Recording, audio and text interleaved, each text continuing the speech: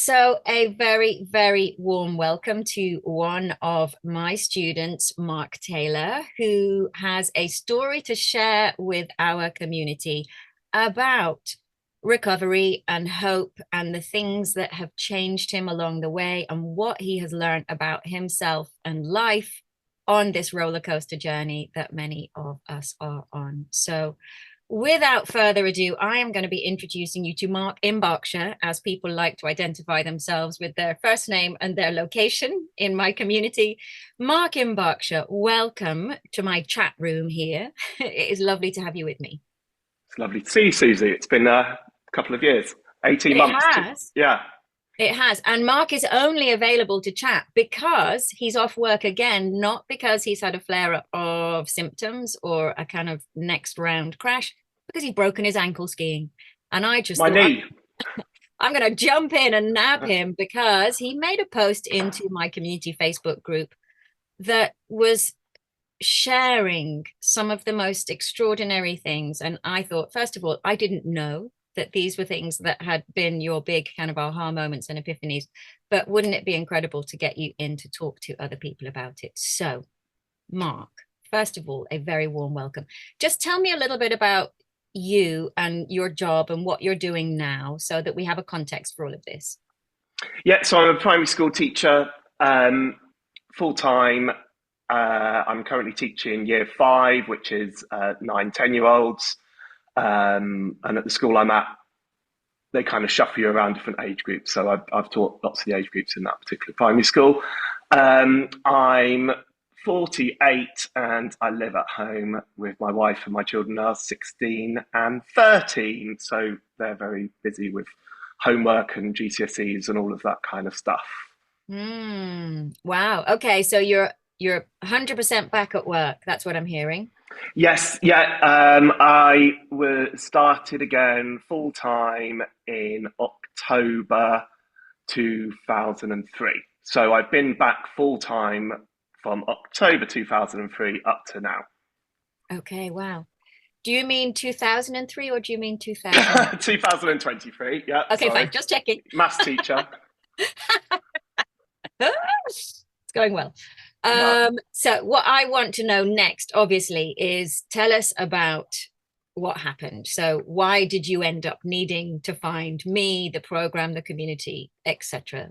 What happened? What's the story? Yes. Okay. So I uh, kind of related to being at school. I think ended up there was a lot of virus and COVID around and working from home, and but we were back in a lot with uh, children with higher needs and children whose parents are working. Yeah. I got COVID in November 2020. Um, Nothing majorly serious, it felt like at the time. You know, this is a story you've heard lots of times, but it felt like bad flu for maybe 7 to 10 days. Yeah. Um, so I was off school for maybe a couple of weeks, back to school, and it long COVID hit me or in January. So about a month after we went for a long walk locally, um, nothing majorly long, nothing different than what we would normally do at the weekend. And I came Yeah. home and felt like I'd run a marathon at top Yeah. speed and was completely wiped out. Um, was worried, didn't know what that was. Clearly, it didn't initially think long COVID because I didn't really know what long COVID was. And then that kind of started a cycle. So we're now in January 2021 of me just being completely exhausted, feeling like my definition was that I felt like I had flu-like symptoms. I had the flu, Yeah. and that just kept yo-yoing for so from January 21 all the way up till Christmas 22. Gosh. I was off school quite a lot. I always felt like I had the flu. I had numerous times where the lateral flow tests had a faint red line, and I was like, you know, how many times am I actually getting COVID? I've no idea. So I still don't know what was going on with that, whether that was you know, my body putting out some kind of immune response, the kind of, and it showing up on that, but who knows? I clearly had actually contracted COVID a few times during those couple of years. Yeah. Um, so then Christmas holidays, where we at? December 2022, I just completely broke down, for want of a better word.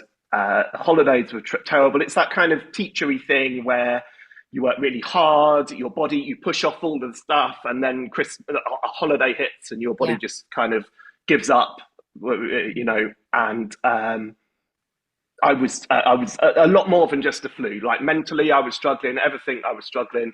I didn't Mm. want to go back to school. I couldn't cope with it. Yeah. Went to the doctors, and they prescribed me with antidepressants and signed me off work for a month.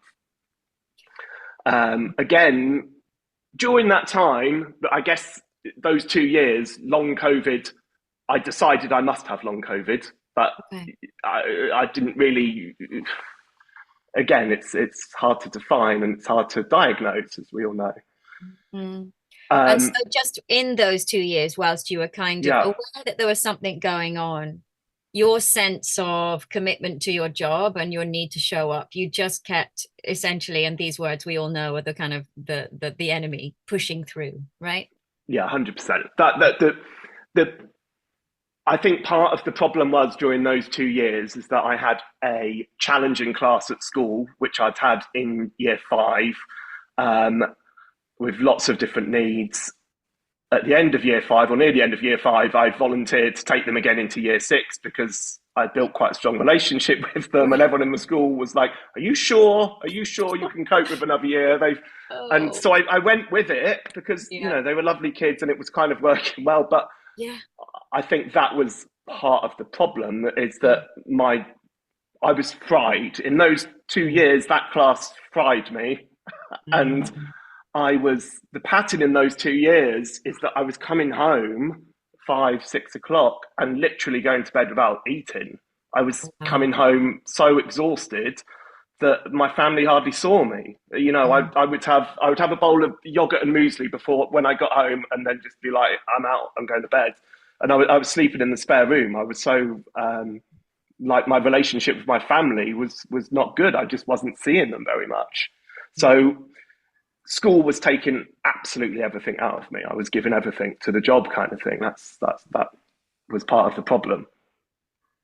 Oh my goodness, Mark, that just sounds utterly exhausting. There must have been a point in amongst all of that that you were thinking something's got to give.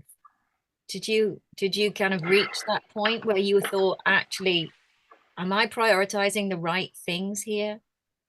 I guess I did some research on what long COVID was. I joined some like long COVID Facebook groups and tried different vitamins, or Yeah. whatever the magic bullet might be, and I tried different things. Oh, maybe this vitamin will help me, maybe this thing will help me. um, uh, I lose track slightly of the timeline, but I just didn't know what to do. I Yeah. was just scared because we needed the Mm. money, Yeah. and that was my job. Yeah. it was difficult to know what to give, I guess, and I Yeah. guess the conversation I had with the doctor before she signed me off for a month, whilst as we know it was long COVID related, I guess I sounded like someone who needed a break from work, and Yeah. that was Yeah. her advice. Yeah. And you obviously were physically, emotionally, and mentally not even on the edge anymore. You'd fallen off the edge. Yeah, You'd gone. Yeah. So then talk to me about what was the beginning of your awareness of everything that you've since gone on to do to help yourself pull back to who you are now. yeah. So I guess that kind of being signed off sick was a big. I didn't expect it when I went to see the doctor, and I think I spent a couple of weeks in shock. I guess just really upset. Didn't really know what to do. Felt like I was letting everybody down. Oh, Um, Found probably near the end of January, so near a month into it, I found your RRR class and joined that. I went to a long COVID clinic at my local hospital, Royal Berks in Reading, Okay. Yeah. and which was in the pain management clinic. And Yeah. I left there in tears. I've got a very strong memory of phoning my wife in tears in like a corridor, having after someone told me that we don't know what to do. There's nothing we can do. We're waiting for a solution. The poor girl lady didn't know what to say really, and I left in bits. And interestingly, in that conversation with her, she said, "We've heard some people say that a meditation might help. Apparently, a body scan is a good one." That that's what she Go said. and find that. Yeah, go and find a body scan, and that some people have said that's going to help. And it goes back to this kind of like concept that I've got of searching for the magic solution. Yeah. We were all like searching for what the solution is. Yeah. And, I went home and found a body scan on YouTube and laid down and did it and Yeah. hoped that, there we go, that's going to solve the problem. And If I do that twice, will I see a difference? yeah, exactly. Yeah. And that was kind of, yeah. So I started your classes, and kind of, yeah, near the end of the month, my headspace changed from kind of despair to like, right, I've got to see this as an opportunity to find what's going on. And and I kind of completely changed what I was doing. I stopped kind of laying on the sofa watching the television and started kind of reading more, and not just looking for this magic bullet, but like there's got to be something bigger going on. So I was doing your classes, and then, but I guess still going back to that body scan thing, I was doing a yoga class or a meditation class and still be like, right, is this going to solve it? Without knowing the knowledge of why that's going to help me. Yeah. Okay. Right. Like, what's the actual science behind this? Like, why are we That, doing this in the first and place? I think that's so. So then I signed up for your Fern class, Fern program, and that began in the beginning of March. The one that I took part Right. in.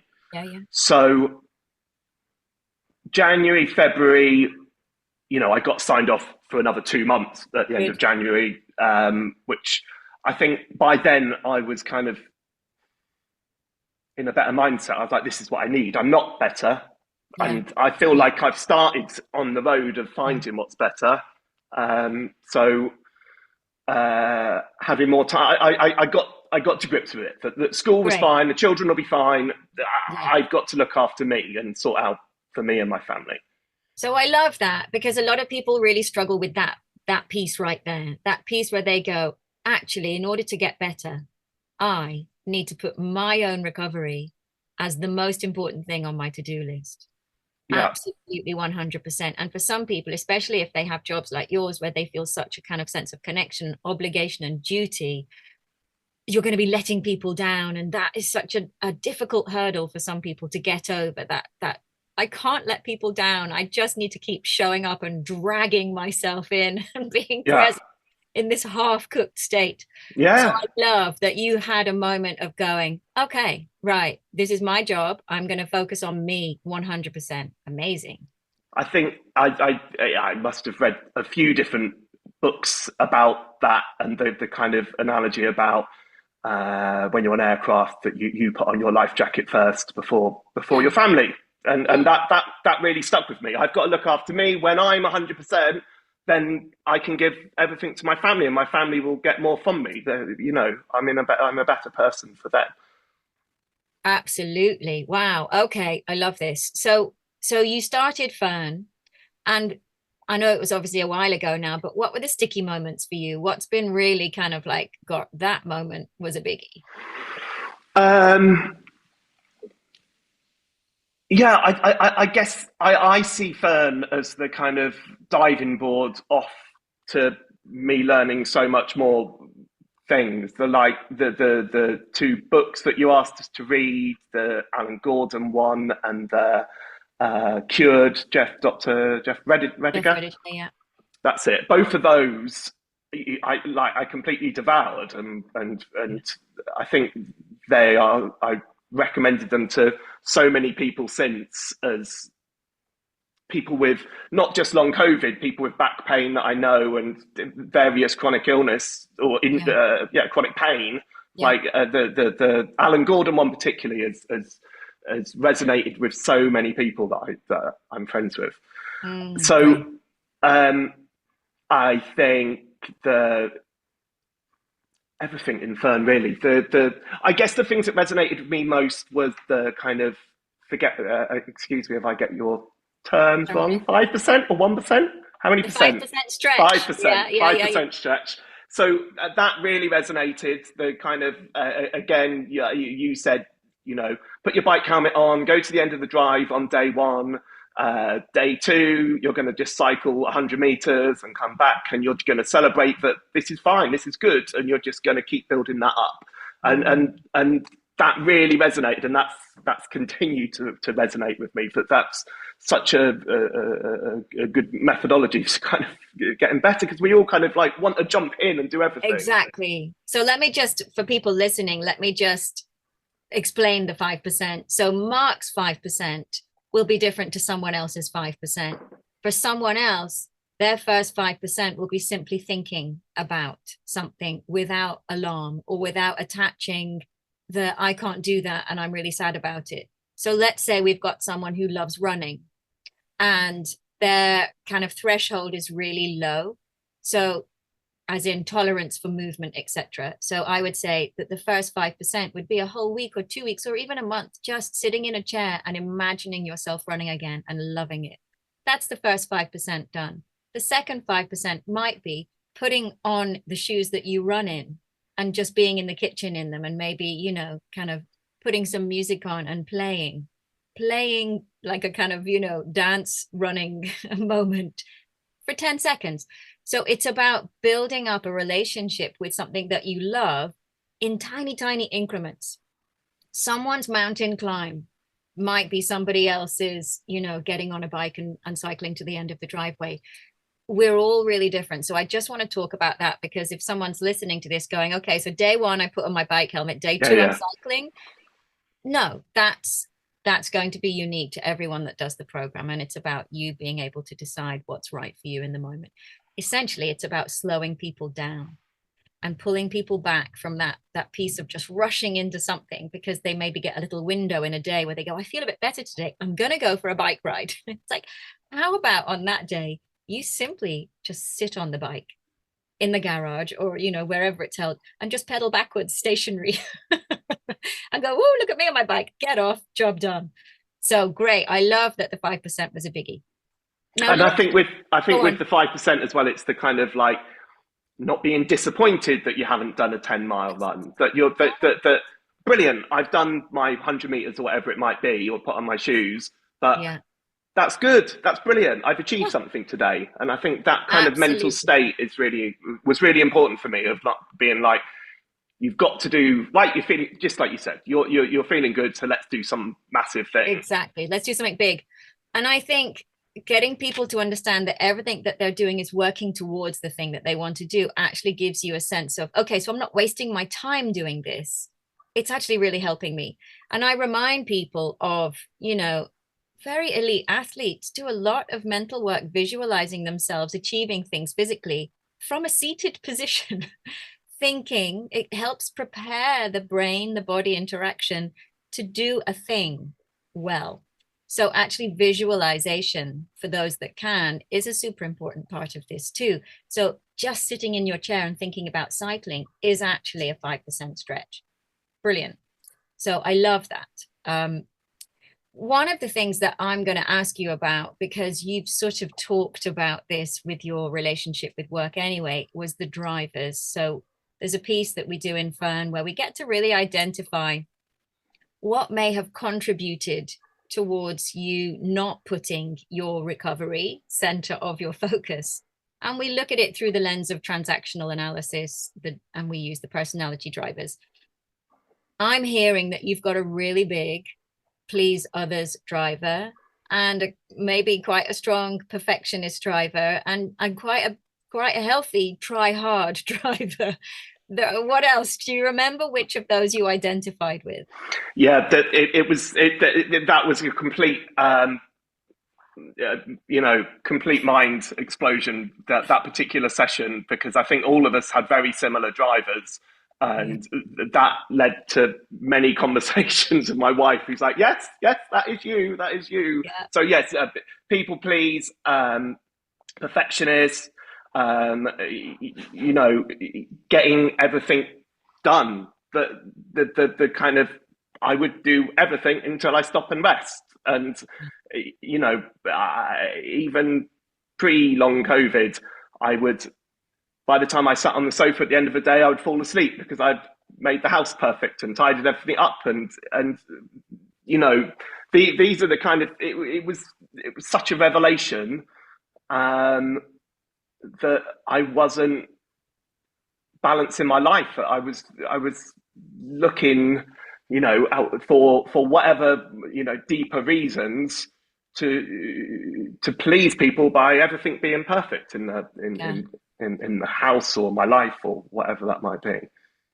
And I think, it is such an aha moment for a lot of people because we suddenly realize how we can, and all of us do it, I'm 100% in that gang too. We can very easily abandon ourselves. We can just abandon our needs, our physical needs, even if the body is calling very loudly to this drive to achieve perfection or to please other people or to not let people down or to not appear lazy or all of the things that are the kind of shame things that sit there in Yeah, our shadow. And actually, it's a really important piece of people's recovery journeys for many because they suddenly realize, oh, I've been trying all of these things to recover, but I haven't actually changed how I treat myself. I've just been trying to find something really quickly and put all of my nervous energy into that. And actually, I don't know if I've actually really 100% changed my behavior in order to allow my body to recover from this very, very big thing that's happening for me. So at that point, what changed for you when I'm here, I'm loving that you're talking about it with your family at this point and kind of going, what? well, I think I think this is why, you know, it was such a, it's so difficult to give anyone a clear answer of what helped, because you know, each week of the Fern program there was another aha moment, and there was something else where I was like, oh wow, yeah, that's me. That's not going to help. That makes sense. And I think Yes. the people pleasing perfectionist thing has led, has, you know, up to this point today led me to a lot of reflection on why I do certain things, and who am I trying to please by doing that, and whether I'm looking after myself or not. And you know, my family saw lots of these traits in me, and it really, I can picture that session and the questionnaire we did and the faces and chats of the 12 other people in my Fern group so clearly, Susie, because Wow. that our session was Yeah. such a big moment. And I think the fact that most of us had a similar personality type in our group really was mind blowing, because you're like, well, this makes sense. And going back to this kind of looking for the perfect recovery, Yes. my energy was like, right, so I've got to do yoga, I've got to take this vitamin, I need to do this thing, I need to read this book, then it'll be the perfect recovery. No, Right. that's the wrong vitamin, right? Try that one, now that will Yeah. be the perfect Yeah. recovery. And focusing on the things and never focusing on me, or Yeah. that, I think that was the key there. That was Yeah. the key change. It's not about the things, it's about me and my brain. Yes. And knowing that, your brain is your nervous system, it's like actually, and I say, don't I, at the beginning of Fern, and I try to remind people all the way through, this program is about falling in love with looking after yourself. And a Yeah, lot of people are just like, yeah, whatever. yeah, yeah. And then they realize kind of as they go through, oh my God, I'm really not very good at looking after myself. And hey, guess what? None of us are, because actually in society, we're not really encouraged to put our own needs first. It's deemed slightly selfish or, Yeah, yeah, odd. to be boundaried, to say no, to kind of say enough, to not make the house perfect if you've got people coming around be like, oh wow. Yeah, absolutely. Yeah, It's crazy, and yeah. so And much actually wasted energy. And so much wasted energy because unless you are the sort of person that will go around someone else's house if you're invited for dinner and just run your finger along the skirting I, board, dust darling, and if that person is in your life, don't invite them round again. That's no, scarier. I remember literally doing that in someone's house, and li- literally doing it, and being like, "Oh my god." Well, they Right, don't clean dust their house very much. Like, who what? must they be? Yeah, I know. How Right, embarrassing. we There you are go. we are by the time I think we get to the point where our bodies say no, we're so saturated in expectation and pressure and the societal norms that we're supposed to adhere to, and it's just exhausting. Yeah. So when I did a poll recently of I think about 350 Fernies replied, and I was just saying, what do you think your most inhabited driver was, and what was your second? And guess what? We've got perfectionist and please others right up there as those top two out of a very large group of people. Gabor Mate talks about this in all of his work. He's like, the autoimmune condition tends to be more women associated, and guess what, people with please others drivers, because they're just abandoning themselves so regularly it becomes just a way of life, Yeah. which means the body is compromised a lot, the health is compromised. And I think, starting your courses, realizing that there was not many men on the course, Yeah. I remember saying to someone at the time, I was like, I don't quite understand why there would be more women than there are men. But it's that, when I was doing it, out of 100 people, there was maybe two or three men every day. Yeah, And and yeah, and yeah. and again, until I did the drivers with you, that's when I realised, and I've always been in a more caring profession Yeah, work-wise, yeah. and it fits. It fits Yeah. absolutely. If we looked at the demographic of, like sort of professional demographics, we have a lot of teachers, we have a Mm. lot of people that work in healthcare, we have a lot of people that work as kind of therapists, helpers, coaches, healers, because actually what they're doing all the time is putting the needs of the people that they're working with ahead of their own, because you sort of have to. Yeah. Um, so yeah, And I thought that was because we were all more some more viruses around us in those jobs. right. That was my take when I saw that there Yeah, was more people in those yeah, professions. yeah. And But initially, again, that 100%, yes.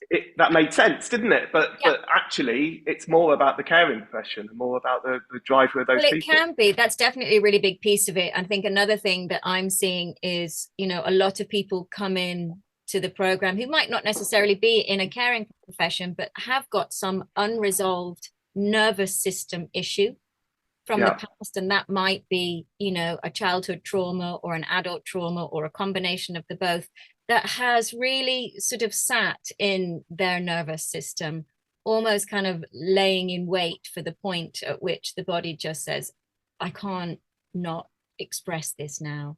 And I'm going to yeah, express this by shutting you down.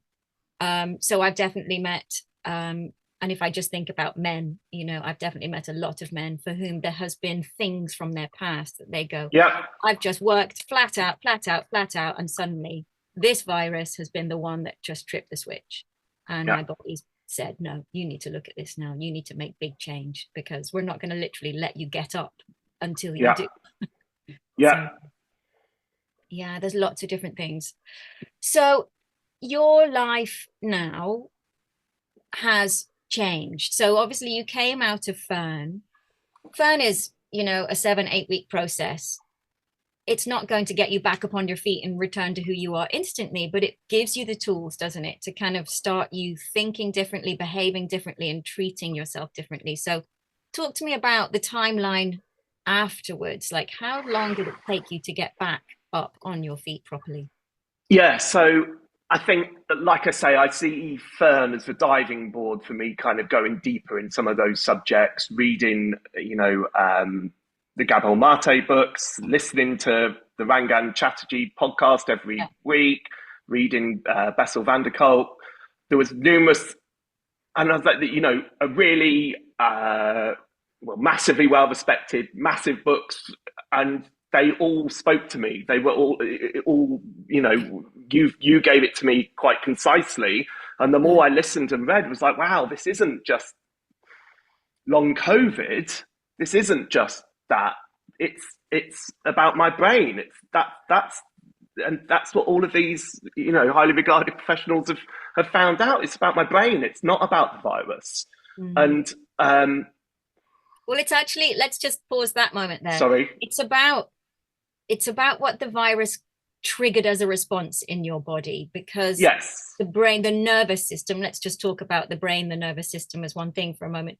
The nervous system had gone, I can't do this anymore. So the brain puts you into, and I like to liken it to a car.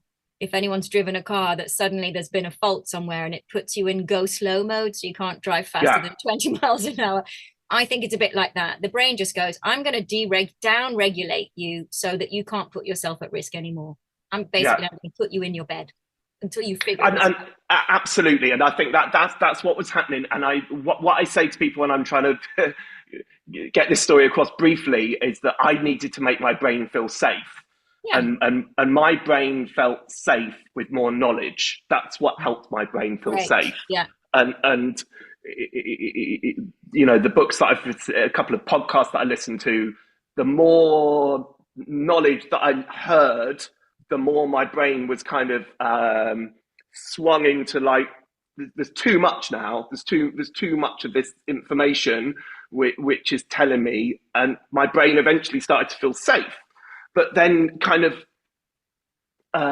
so there wasn't really a kind of a moment, but then I got to the stage. So I started to feel safe. My brain started to feel safe. I Yeah. realized that the yoga and the meditation was just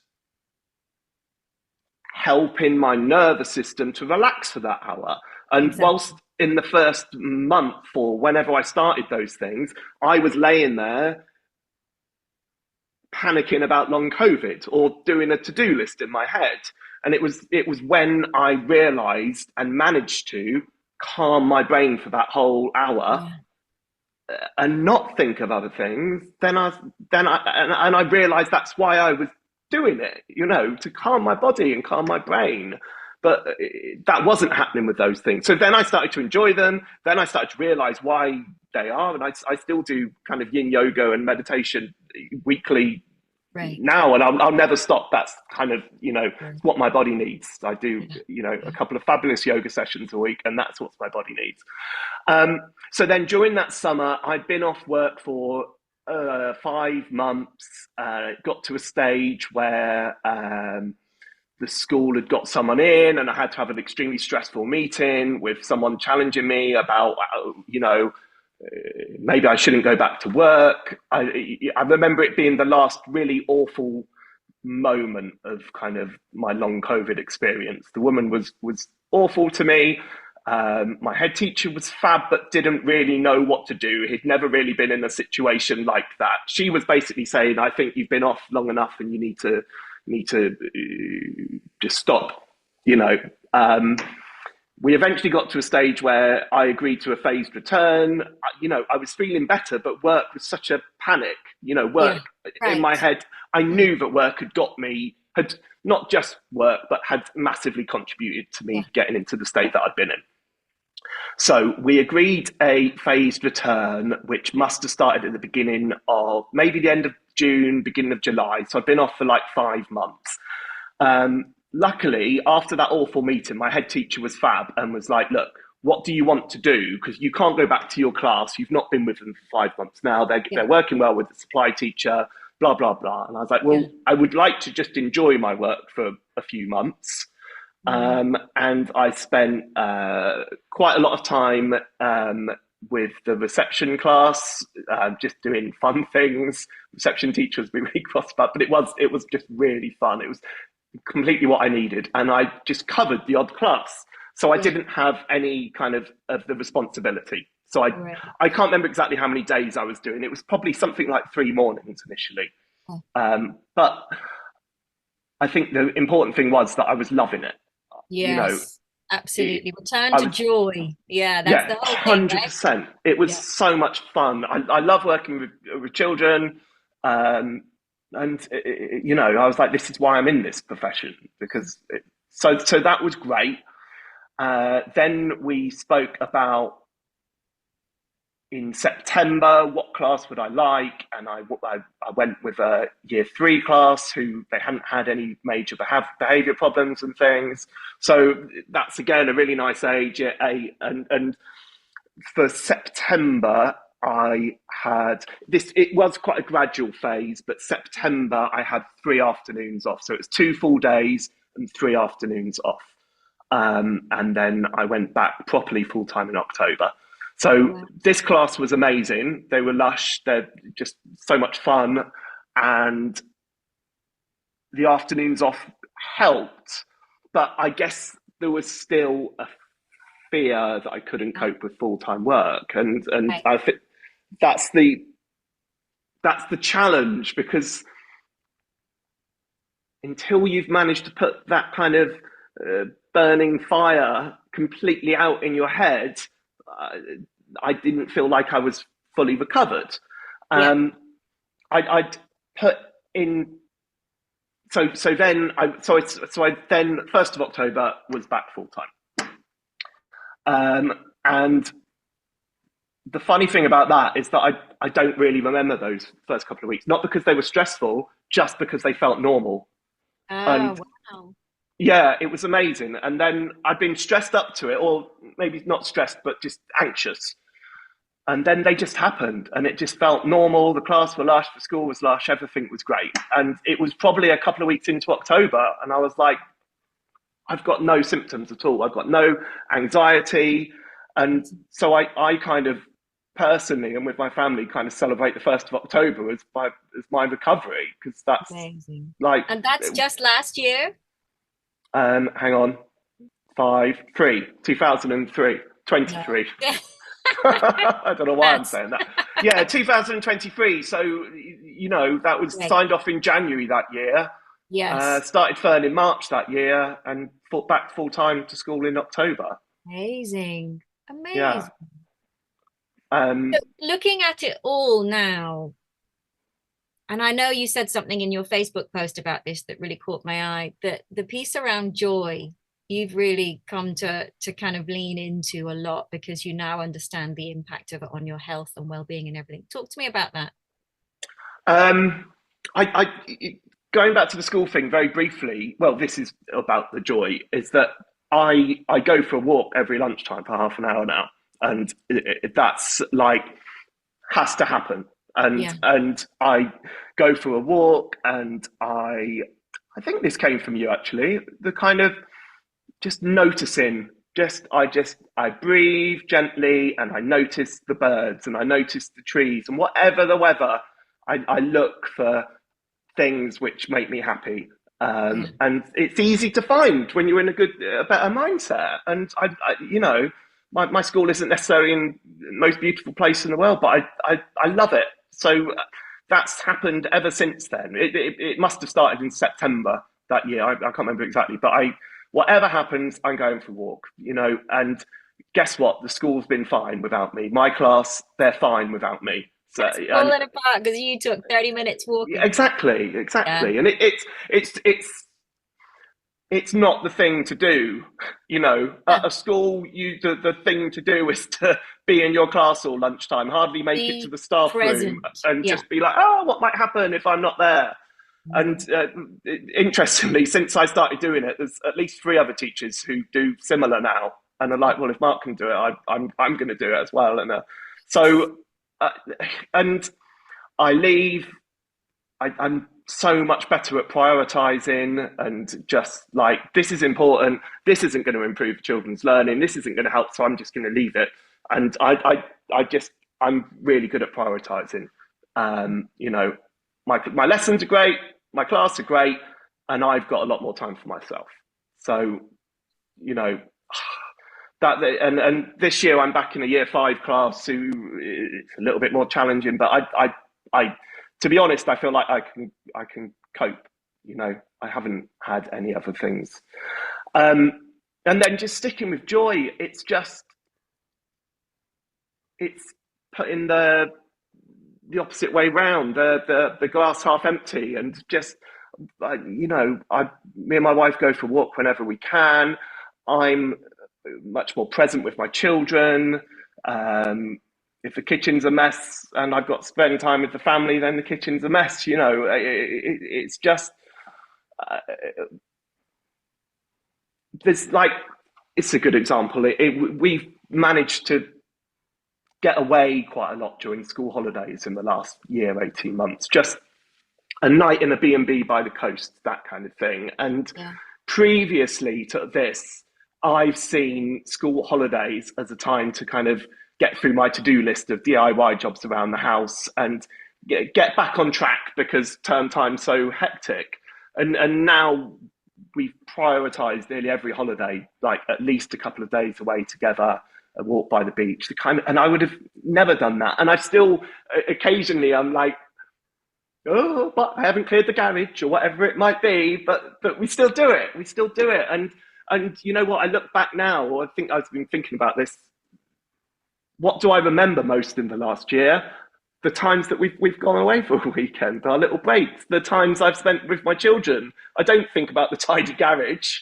Yeah. You remember the things when you prioritize yourself and prioritize doing fun things together. And the family must have just been revolutionized by this change in behavior from you, Mark. How are they all finding New Yeah, Year? you know, I think it's you know, it's been great. I feel like I'm a completely different person, and I think they do too. And you know, I have to stop myself being sad about the times when I wasn't prioritizing them before long COVID, because you know I'm like, oh, that still makes me sad, but it's you know thinking about the future and thinking about how amazing the last 18 months have been, Mm, and weirdly without long COVID this wouldn't have happened, no, which is just absolutely nuts. amazing. Yeah. And some people never get the opportunity to make these changes in their lives. So, the opportunity isn't always one that comes dressed as a nice, shiny gift.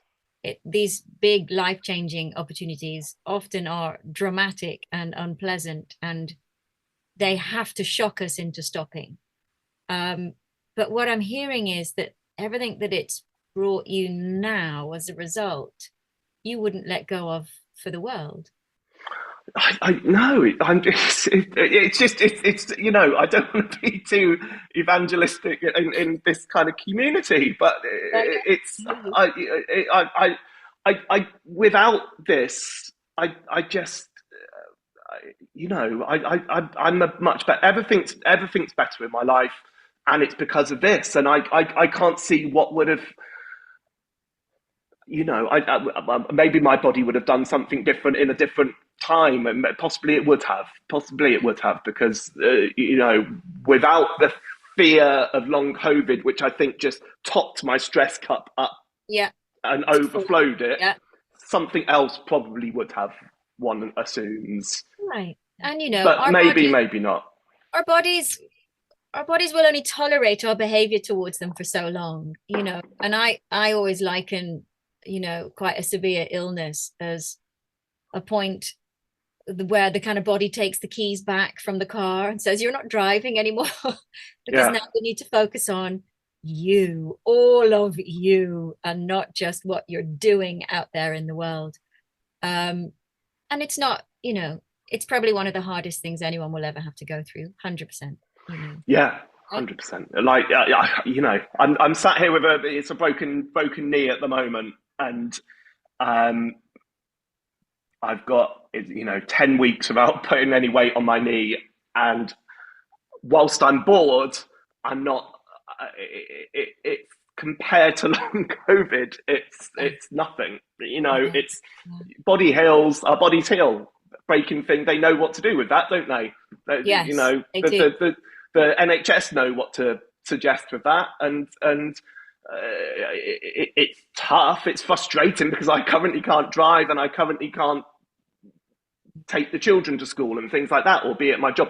But it compared to long COVID, it's minuscule. And I'm just so lucky that I found you and your course, and it started me off, because I think there was when I got signed off with the GP and was prescribed antidepressants. I think that was the kind of sliding door moment where I could have stayed in that state, Yeah, and luckily I managed to take a completely different road, and it brought me to a better place that I'm at now. yeah. Wow. And Mark, is there something that you're doing around retraining to be a play therapist? Did I read Oh that? yeah, Tell yeah. me about that. So you kind of, I went back to school, was loving school, but really felt that I wanted to kind of help the long COVID community, wanted to maybe get into therapy or coaching or something with all of this new fab knowledge that I've learned, and to help people. Um, but then you look at the kind of how much money one might earn, and I've got all of this experience of working with children for the last 30 years, whatever it is. And my wife's a social worker, and she found play uses play therapists quite a lot, which basically is therapy aimed at children. It's all the same things that you learn in therapy with adults, but it's therapy for children up to the age of kind of 11, 12, going down to 5.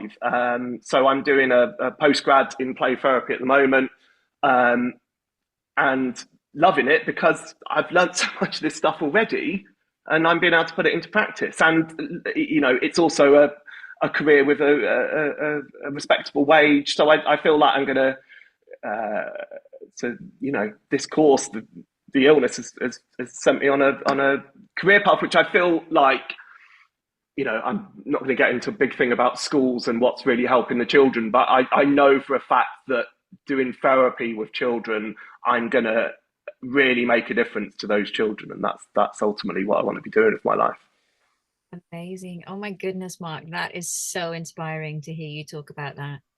Amazing. Wow. Well, it certainly sounds like it has set you off on a really, really beautiful path. And I know this is not everyone's story, and there'll be teachers listening to this going, I've tried return to work 3 or 4 times, and then and it breaks my heart when, for some people, they just can't find a way to make it work and their bodies keep saying no. I just want to encourage people to keep remembering that if you fall in love with looking after yourself, really, really look at all the things that get in the way of that, there will be changes, whether that's just a change to how you feel about it all or actually a physical change in the body. Those changes will be welcome and they will feel nice to have. Okay. And once you start that movement, who knows what can happen next? It's a really inspiring story, Mark. I'm so pleased to have spent some time talking to you about it today. I'm utterly delighted to have been involved in any way and to have been Well, part a big way. been part of the kind of catalyst. I'm just sharing what I know and what helped me, with others. That's what I'm doing. And yeah, it fills me with great joy. So thank you, Mark. I'm sure you'll have members of our community getting in touch going, Mark, what were the books? Mark, what was this? I'm here for about 8 more weeks. I've got lots of time to answer messages. Less time when I go back to school, but He's currently open for messages up until March. yeah. That's it. Okay, guys. Oh, amazing. Mark, thank you so much. And I'm sure we'll see you in the community over your recovery period now. And lots of love to you and your family. Thanks so Thank you much. so much. Lovely talking to you.